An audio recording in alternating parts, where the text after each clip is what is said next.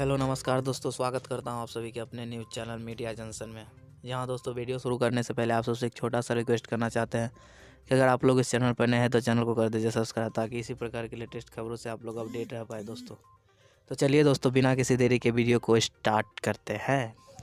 दोस्तों बता दूं कि भोजपुरी के सुपरस्टार सिंगर खेसारी लाल यादव पर जो हमला हुआ है उस पर बहुत बड़ा खुलासा निकल गया है। बता दूं दोस्तों, हमारे देश के प्रधानमंत्री, जी हाँ दोस्तों, इंडिया के प्रधानमंत्री नरेंद्र मोदी जी इस पर बयानबाजी दिए हैं कि ये जो हुआ है ये किसी संगठन के द्वारा कराया गया है, इसको हम लोग छोड़ेंगे नहीं। जी हाँ दोस्तों, खेसारी के सपोर्ट में आए हैं देश के प्रधानमंत्री नरेंद्र मोदी और बोले हैं जो लोग इसके पीछे हैं उसको छोड़ेंगे नहीं।